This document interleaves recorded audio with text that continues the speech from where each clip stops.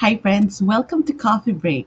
This is Dr. Michele Alignay for another afternoon of conversation regarding well being, family life, and faith.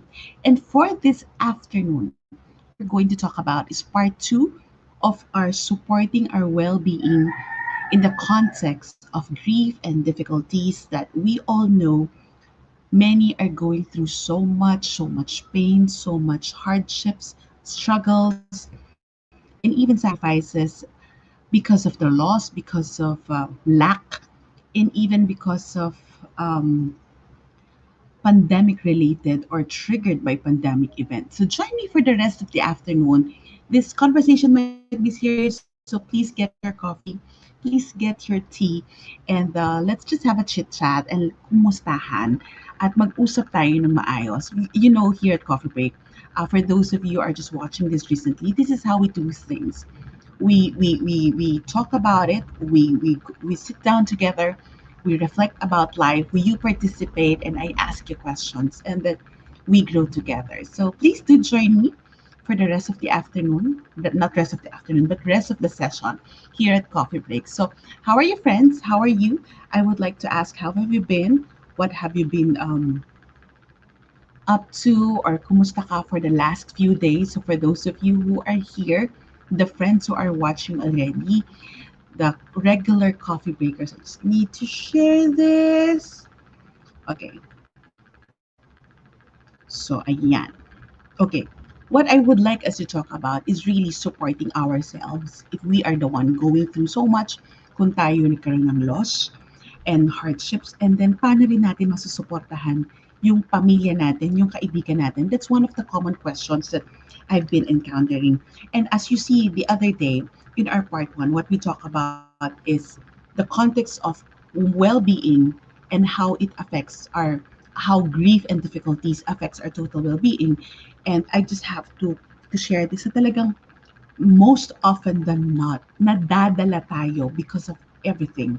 Nadadala tayo sa emosyon, nadadala tayo sa sakit, sadly, nadadala tayo sa lahat ng nangyayari.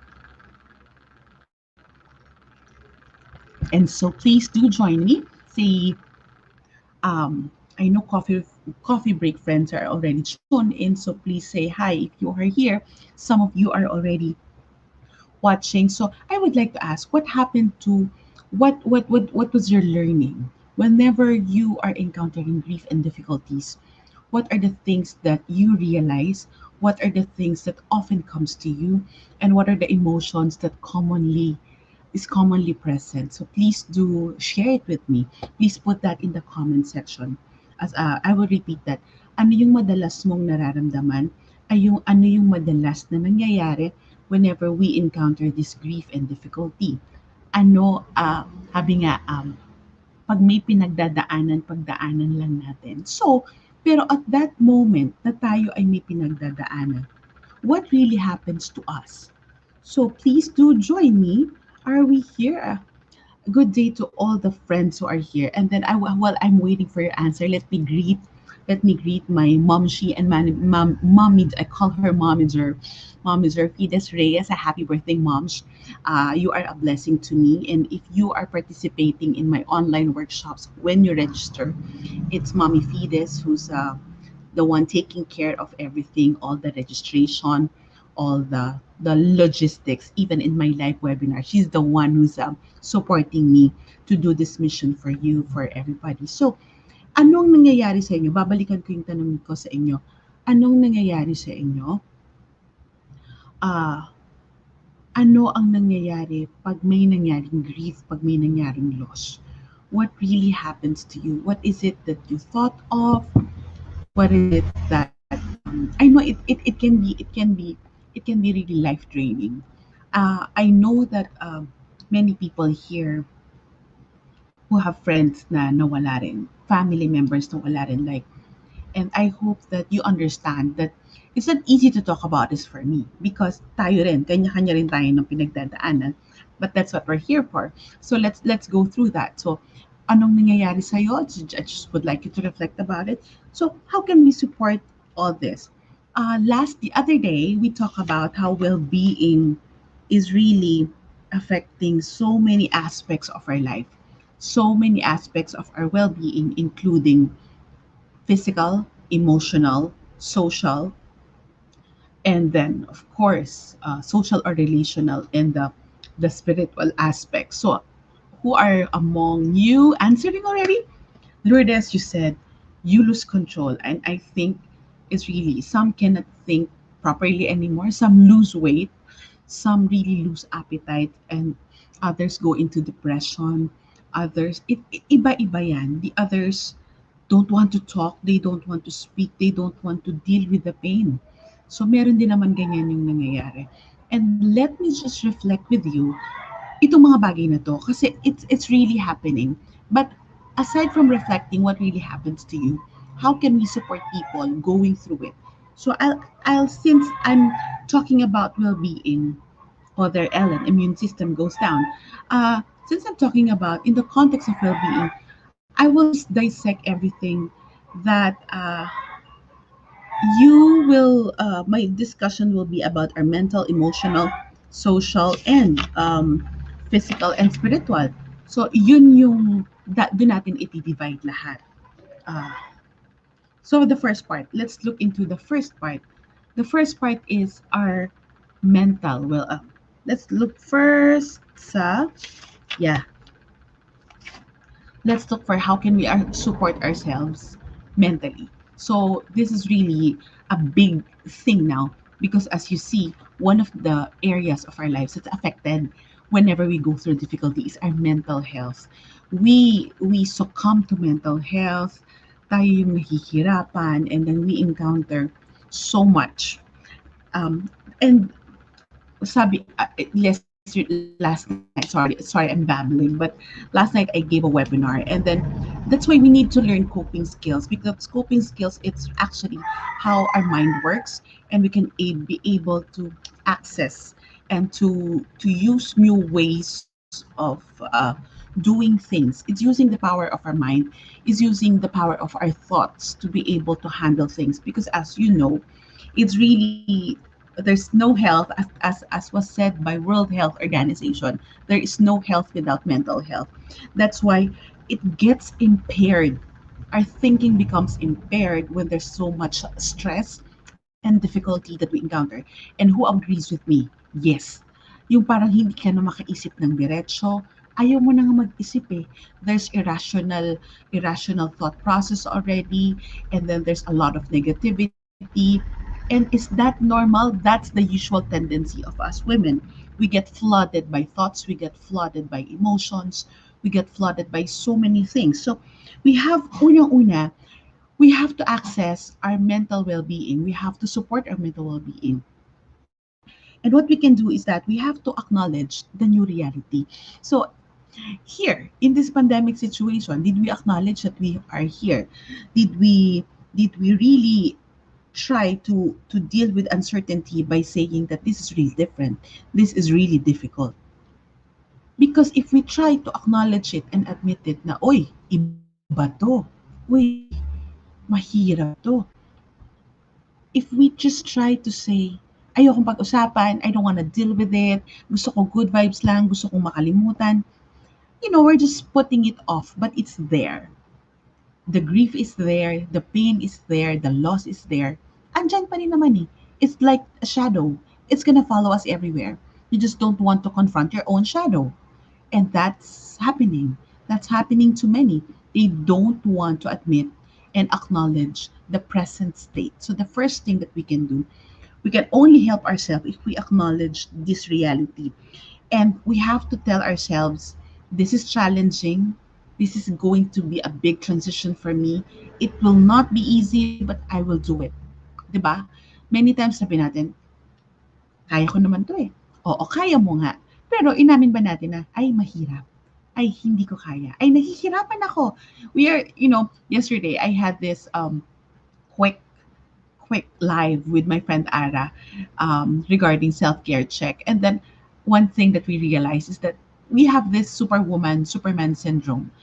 Gusto natin makita ng iba na okay lang tayo. Why would we care about what other people will say? Kung okay lang tayo, ayaw mo ipakita na But in reality, sino ba naghihirapan in the end? Sino ba yung mag-isang nagdurusa? 'Di ba tayo rin? So this is very important. You don't need to tell the world what you're going through, but you need to tell yourself that I am going through something and it's going to be very challenging. This is not my the usual things that I deal with. So that's the first one. You have to have the mental support that we can do is to admit to this to whatever we are going through. Aminin na natin na may pinagdadaanan tayo. And then tell yourself that it can be challenging and kakayanin one day at a time. It's one thing that we can whenever we have those painful moments in our lives, it's good to be reminded we can do things. This too shall pass, and we'll take one thing one day at a time, right? So that's the first one. Oh, that's mental. That's the mental. But another thing is that we have to keep remembering not to compare. I think I mentioned that last week. Never compare your grief, but also never compare how you cope with grief with somebody else.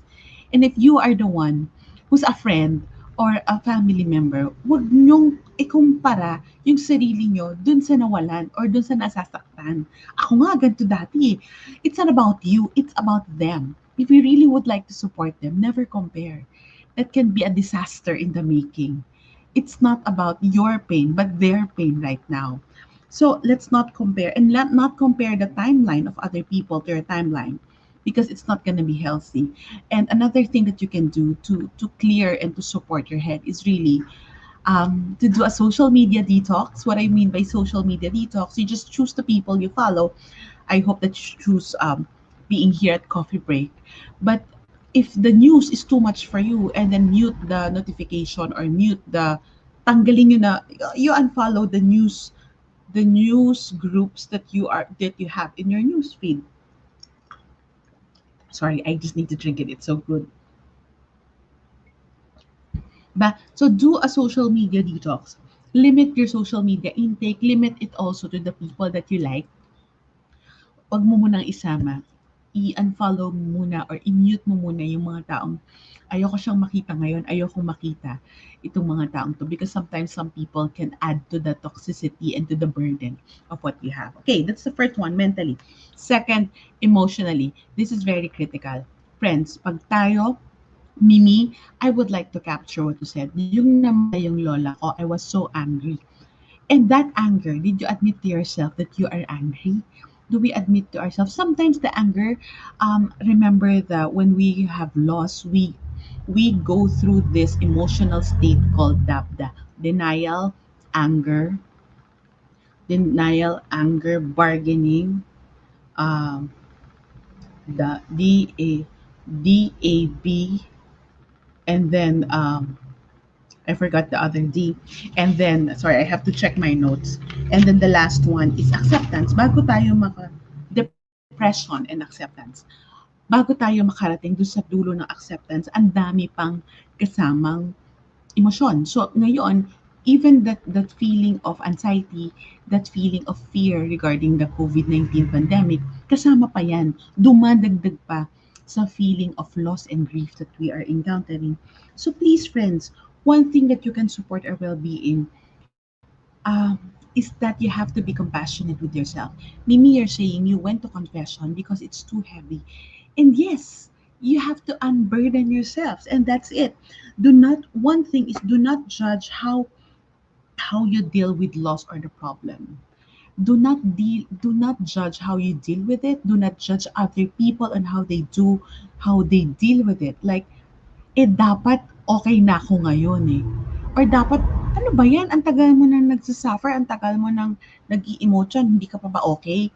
So that's already putting judgment on other people, or you're being harsh on yourself and saying, kaya ko naman talaga dapat eh, dapat kaya ko. But some moments, we just need to say that, okay, I may have fought battles and I may have won battles before, but right now it's just too much for me. We can admit that. So here, we have to be less judgmental. Tayo mismo, if you would like to support yourself or other people, remove the judgment. The next thing is that do not be too hard on yourself. That's self compassion. Do not be hard on yourself. Do not be hard on yourself. I'll repeat that. Do not be hard on yourself. Because sometimes it's us na hindi ka dapat umiyak. You are so blessed. You're not supposed to be crying because you're supposed to be doing things. But sometimes all we want to do and all we can do is just cry. Why would we limit ourselves from doing that? Especially if the pain and the and everything that's happening is too much for us to bear. Crying, it's actually not a sign of weakness, but a sign that a sign that we are trying to be self-compassionate because we are capturing our emotions, and in the process of capturing the emotions we are trying to get healing through the gift of tears. Tears are gift, they are golden gifts for us to release, for us to be relieved, for us to work on solutions. After a good cry, diba? After a good cry, our heads become clearer. We unburden ourselves kahit sa isang tao yan, sa unan, sa banyo, wherever you are. It's a good way to unburden ourselves. So that's being also being compassionate. So do not judge yourself, do not be harsh on yourself, and lastly, uh, you have to be aware of your emotions. That I always share this with you, friends. You have to be aware. So each day, check yourself. Each day, in the morning, and even at night, you have to check kumusta ka ngayon. Friends, tanggalin natin yung kumusta ka pag tinanong ka ng ibang tao. Anong sagot natin pag tinanong sa'yo, ikaw na yung nasaktan, ikaw na yung nawalan, or tayo, pag nagtanong tayo, pag nagtanong tayo ng, kumusta ka, ano yung usual na sagot? Can you share that with me? What is the usual answer that we get from that classic statement?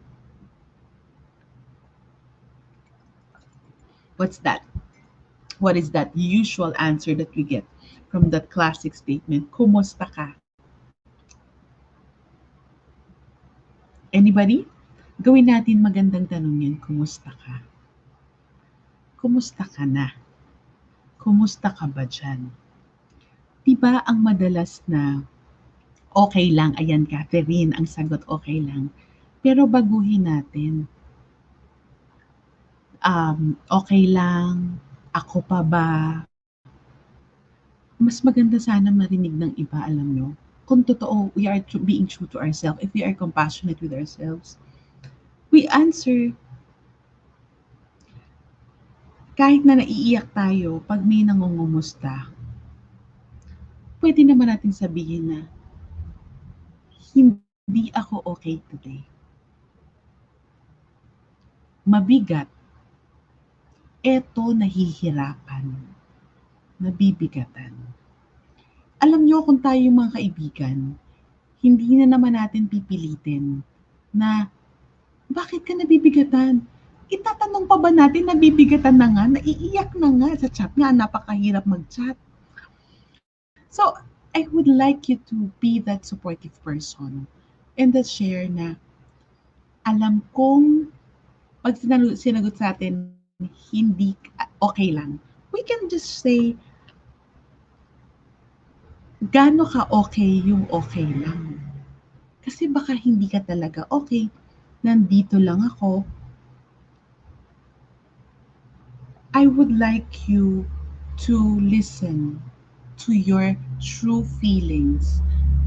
Walang magpepeke sa nararamdaman mo kung hindi ikaw lang. Sa susunod, and then we can encourage friends. Ano ba totoo mong nararamdaman? Pangalanan natin siya. Inis ba? Galit ba? Bighati ba? It's going to be very critical to do that.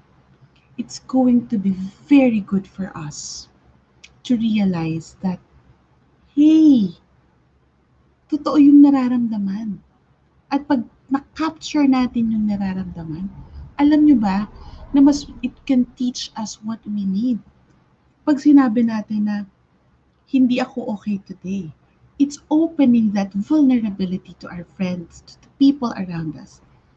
It's opening and saying, can I have your support? I need a hug. I need you to pray for me na malayo ka. Di ba ang ganda? Huwag na tayong mag-fake. This is the time that we just need to be true to how we feel. Because that feeling, we have to be it's so real. Friends, wag niyong ipunin yung emosyon. Puputok yan. At ang pinakapangit na putok ng emosyon, nagiging physical manifestation. We become sick. Are you with me? So you have to remember that. Be true to your emotions. If there's something supporting your well-being amidst grief loss, is actually being true to your emotions, being compassionate with yourself. Being compassionate with yourself, Tagalogin ko ha, maawa ka sa sarili mo. Ikaw lang yung susuporta. Wala nang iba. Support is coming, but it will only start with you. Is that clear, friends? So ngayon, tatanungin ko kayo ulit. Kumusta ka? Kumusta kayo? Anong nararamdaman mo today? Anong nararamdaman mo? Allergy attack. So, isusunod ko na yung physical. Do you know that allergy attack are indicators of stress? In the holistic medicine, it's a sign of stress. So, you have to support yourself physically. So, you have to let yourself do activities to keep you busy. Movement, I always say movement, exercise, kahit na hindi yan yung uh, did use exercise, even just walking or walking at home, that's possible. To and fro your stairs, that's possible. Paikot-ikot sa bahay.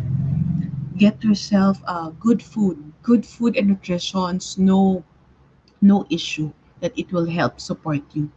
Para lang hindi tayo magkasakit, para lang hindi lalo tayong ma-trigger ang ibang sakit, we need to support ourselves with good nutrition. Like what I'm drinking today. What I'm drinking, it's my favorite. I love this is hibiscus.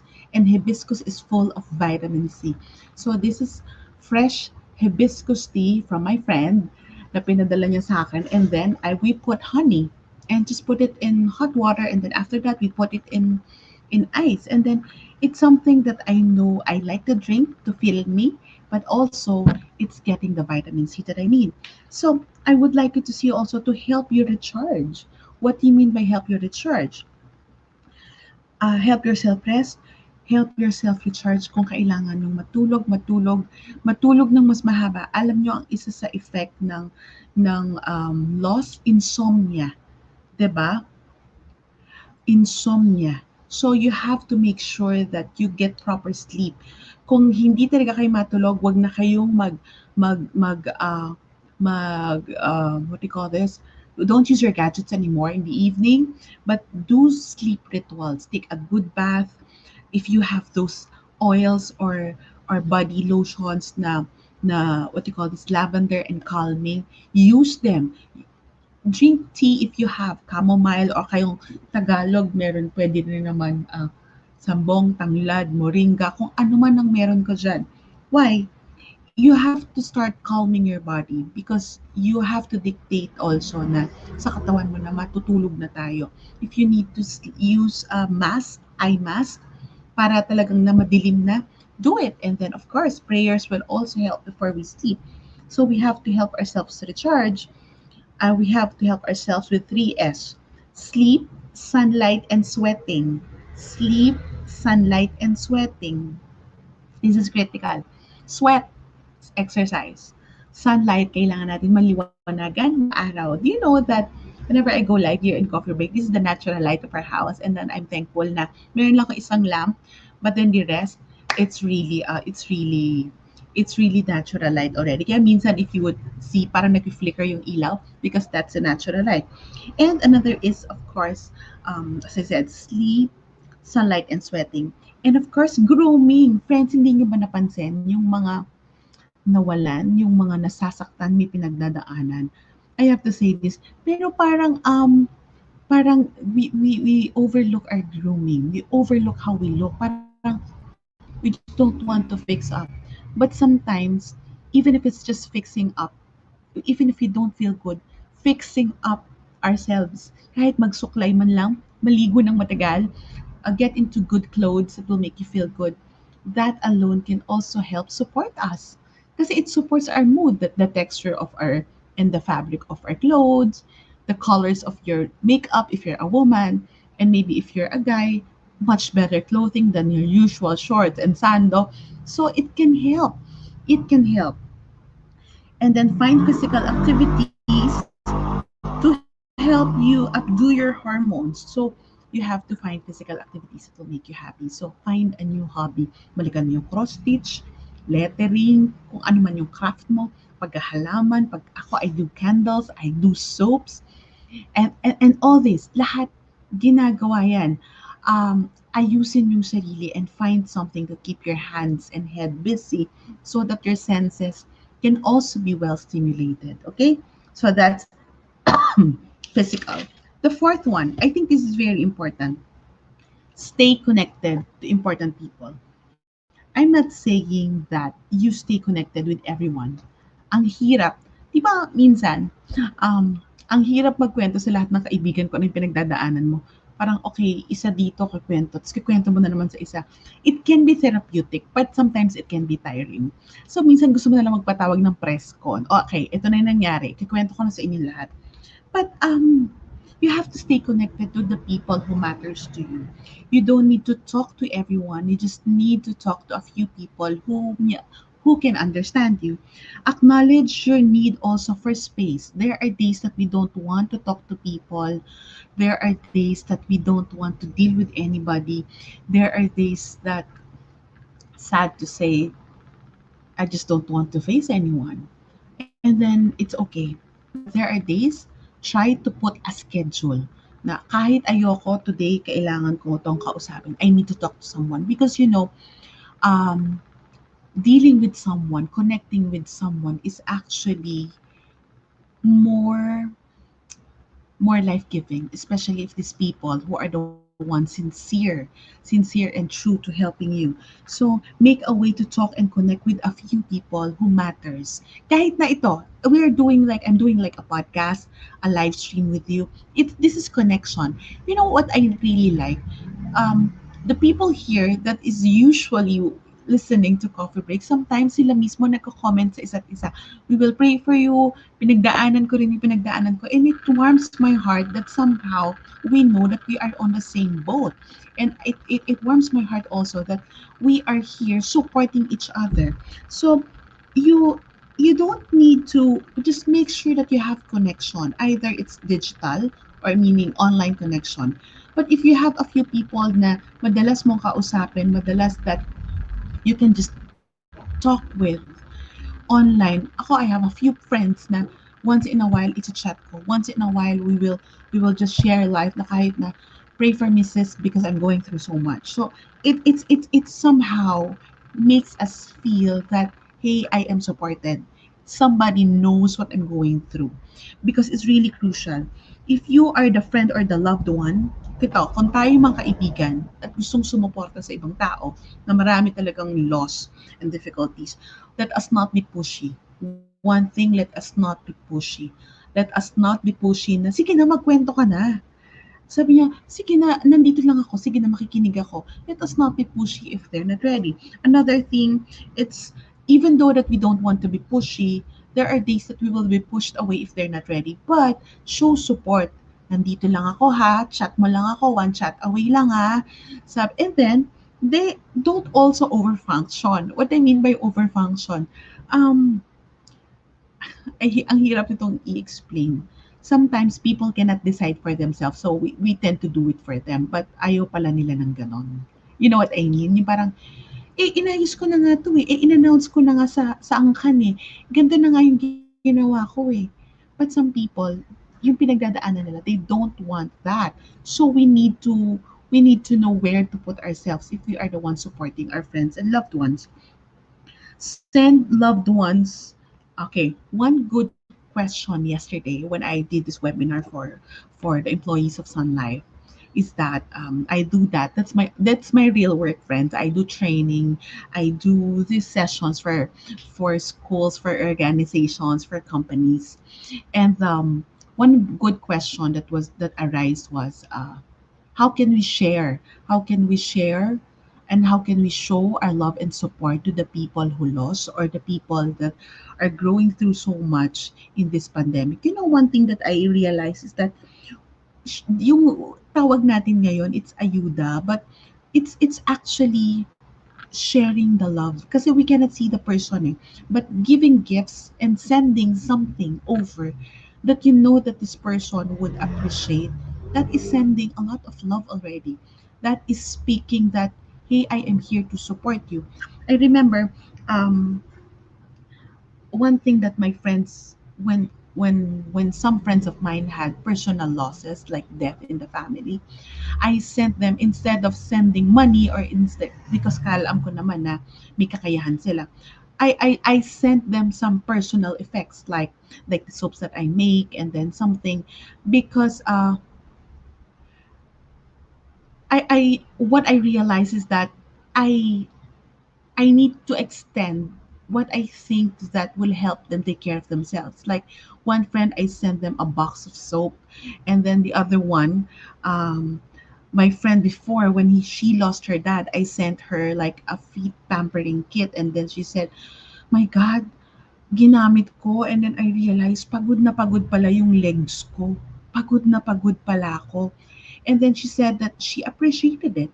And then friends who are going through COVID, I think they would appreciate breads, food, so that they don't need to cook, they don't need to think of themselves. More than groceries, pwede naman na cook food na, or minsan nga, simpleng milk tea or simpleng drink, it can, oh my God, naisip mo ko, salamat talaga.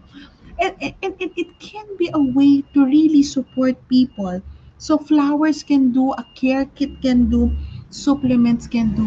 We have to we have to be sensitive to the needs of these people.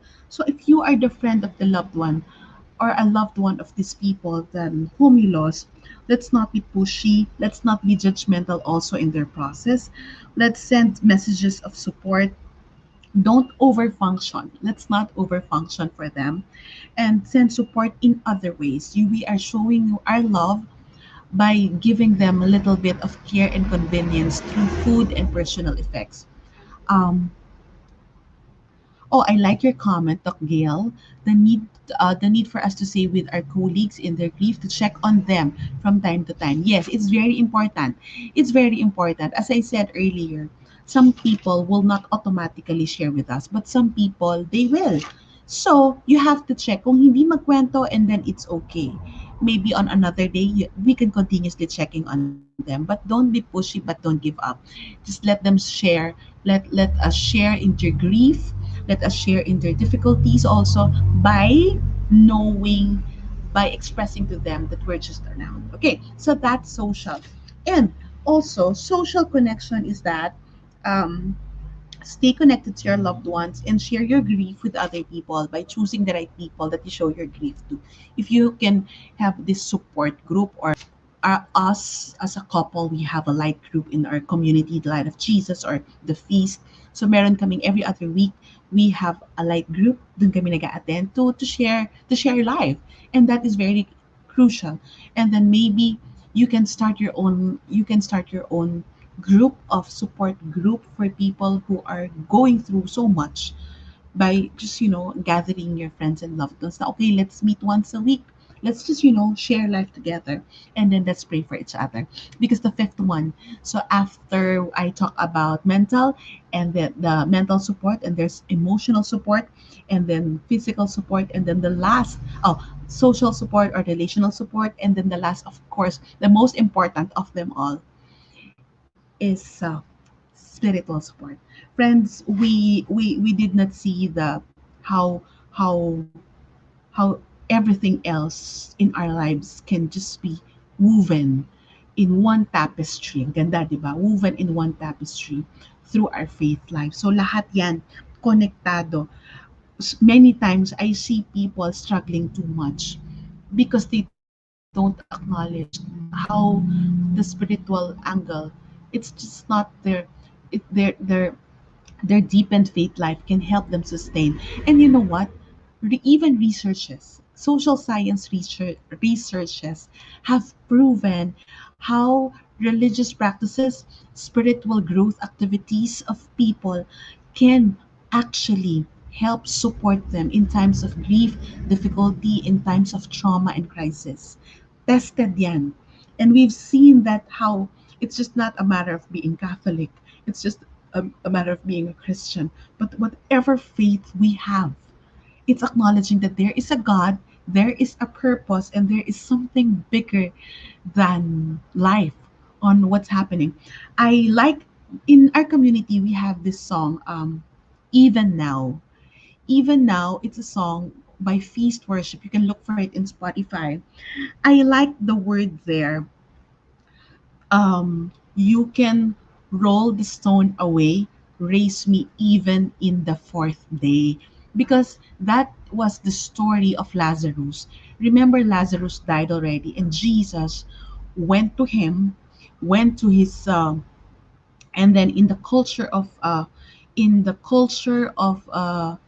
Jews, the fourth day, the fourth day, diba, the fourth day, they said that the spirit or the soul already went up to wherever, went up to the heavens or whatever their belief is.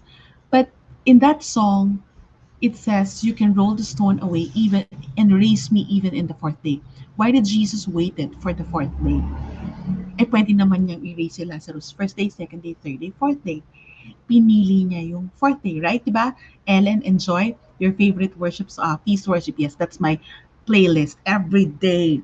Because it means that God is not the God of the last, God is the God of the last minute. May gagawin siya. And if you believe in that, na kahit na anong, I like playing with the words. I like playing with the words on how our mess right now will turn into God's message. How the Lord will turn this fear that we're encountering to faith, to deepen our faith.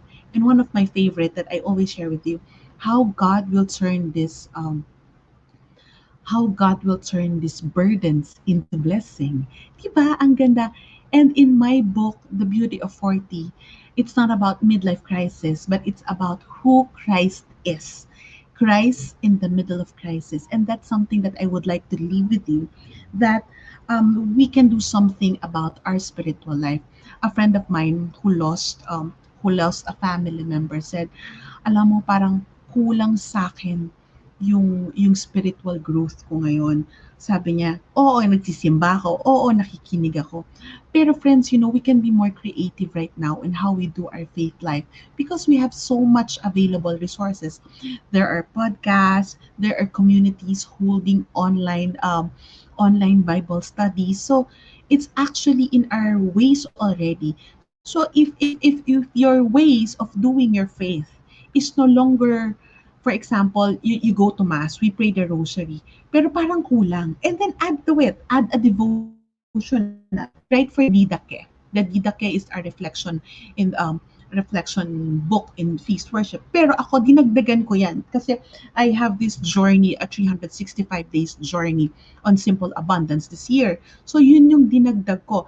And I hope that I can start my devotional for, I was given by a friend ng Bible devotional for women, 1 year devotional, and then it's something that I would like to continuously doing na hindi ko pa habitually nagagawa.